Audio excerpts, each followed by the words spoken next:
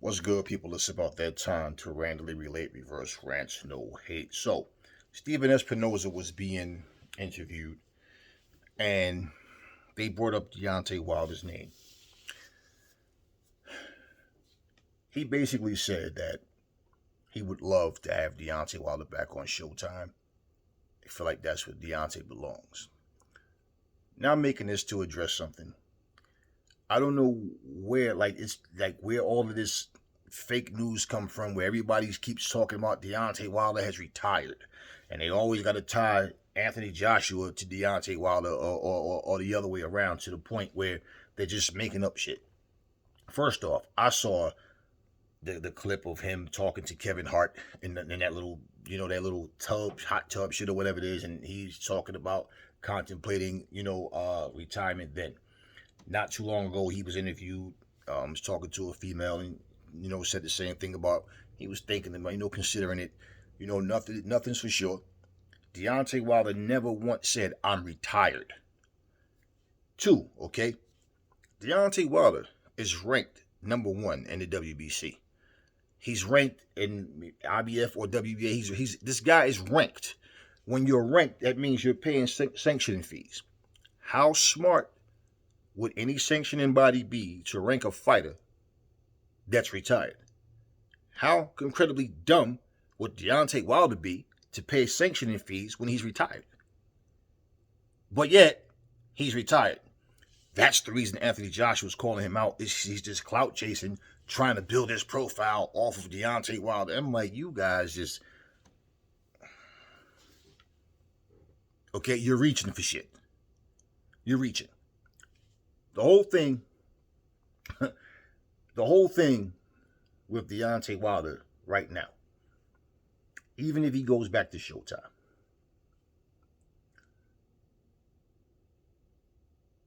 what we've seen of Deontay Wilder, he had one fight under Malik Scott. He said that Malik Scott and him have a brotherhood.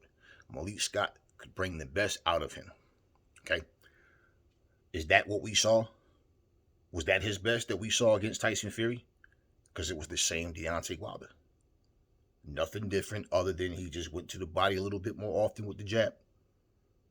And did it a little earlier than usual. But that was it. Nothing different. Same punch selection. Same Deontay Wilder. Same no footwork. Just the same Deontay Wilder. Which is exactly what I expected. You know what's so funny? When you have some fantasizing moron who has no life that, oh man, you always talking about Deontay Wilder and putting Deontay Wilder. Oh, shut up. Who cares what you think? I say what I want to say. But at the end of the day, you're false and you're full of shit to say that all I talk about is Deontay Wilder, which is complete garbage. No, the problem is, as soon as you see Deontay Wilder's name, oh, let me see. Watch you say something bad about him. Like I care. Like I'm a not make my videos because you have a box of Kleenex next to you while you watch it crying. I hate Aries. Good. I hate you too. So at the end of the day, you know what's so funny? When I watched Deontay Wilder's video, his training videos, and I said I don't see any difference in Deontay Wilder. I don't see anything that I haven't already seen. What did I say when people were talking about Anthony Joshua's training videos? Did you not see the video? And I said, I can't see anything in Anthony Joshua that makes me feel like, oh, this is a different Anthony Joshua. And you can't just go by a training video. Now, if I saw some sparring or something and some real sparring, not that I'm trying to build the fight up, let him get his confidence. I'm talking something that I could see him doing that I feel like would help him against Usyk. I haven't seen that. And what did I say? I can't go by these training videos to say that I see anything different that makes me think he's going to, do better in the fight. Now, if he can, we'll see come fight night. You can never mix me up with these other dudes. With nobody else. Because I'm not a fan. You guys are the fans. I'm not a fan. Okay? The same way. You don't hear me guaranteeing Anthony Joshua beating anyone. I can tell you what I feel he has better than other fighters. That doesn't mean he's necessarily going to win. Okay? He doesn't win because of what I say. He'll win or lose because of what he does right in the ring and what he doesn't do right in the ring will cause him to lose. Okay? Has nothing to do with me. I just called it how I see it. So that's the difference. There's no, oh, he's a Joshua fan. No, I'm nobody's fan. Here's the deal. Remember all that shit everybody was talking? And I'm talking about the fanboys. Yeah, it's over for Fury. It's all but over. That motherfucker shaking in his boots now. He was trying to get out that fight. He was this, right? Remember that? Fury's going to jail. Watch what I tell you. Just you wait. Just you wait. He's going to jail. Watch. He did all of this stuff, and I'm like, yeah, okay. Right. Y'all full of shit. He ain't going to jail. And you know what? If and when that third fight does happen, I feel like Fury's going to mop the floor with him just like he did already. And I said he'll probably even knock him out. No, he got feather dusters for fists and all of this stuff. Okay, cool. But then when it turns out nothing they said was going to happen, they start making excuses. And go back in my archives and what did you hear me say about Malik Scott? I said, man, let me tell you something. If Tyson Fury, which I believe he's going to beat Deontay Wilder, when he beats him, you watch. Okay? Should he beat Deontay Wilder? You watch how people are going to start turning on Malik Scott.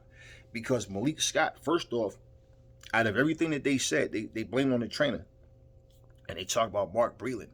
And they wanted to ride that train about Mark Breland not being loyal and Mark Breland this, Mark Breland that. Somehow everything's Mark Breland's fault. Well, you can't blame Mark Breland now, can you? So they don't want to blame Deontay. So it got to be the next best thing. And no, I don't even remember the other guy name. The one that sat there, I forget the dude name, that sat there and watched the hand wrapping that the white dude, that they kept overlooking and blaming, Mark Breland for it.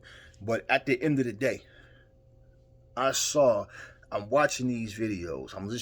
Because I'm listening to what people are saying. I'm reading the comments, and man, I seen like a plethora of comments about what Malik Scott is and what Malik Scott ain't. And I said, you want to know what's crazy? How y'all draw this conclusion now that Malik Scott ain't shit and he's not loyal to Deontay, and I don't think he could teach Deontay anything. But it's funny because when we were saying it, oh, y'all just hating on Deontay. Like we really care anyway what you say. But you see, now all of a sudden, they slide to that. Just like I said, once he loses to Wilder, to Fury in his third fight, they're going to say that, yo, he's not the same fighter. He's damaged because of what Fury did in the first two fights with his cheating. Did they not do that? Of course, they did everything that I said they was going to do. They did it because they're predictable and pretty much they're simple-minded. So now that brings me to this. When I said, how the hell is a guy that took a fucking dive for you never beat a good fighter in his fucking life? Never. He was a shit fighter. I don't care about Max Kellerman or anybody else talking about, yo, Malik Scott, he's a good boxer. He got slick, good, fundamentally sound skill. Against who? C-level fighters? So if you can't do it against B and A-level fighters, how good are you? He ain't shit. I watched him do a Bruce Seldon. You know what I mean by that? Mike Tyson completely punched over Bruce's head and he dropped it and he was trying to find a way out of that fight. We all know whether Mike Tyson had something to do with it or not, whether he knew about the dive or not, Bruce Seldon definitely went on his Hollywood shit because that punch went straight over his head. And that little bullshit slap that just barely touched him and he went down and stumbled when he got up, and as soon as the ref waved it off, all of a sudden he was okay. Mike Tyson's a great fighter. He came out fast. Yeah, Bruce, you just a big softy. Okay, well, when you want to compare Wilder to motherfucking Deontay, to Mike Tyson, right? They bring up that just to say, yo, but Bruce Seldon took a dive. Aries talked about it. I don't know about any other channel, but I called him out on that bullshit. And check this out.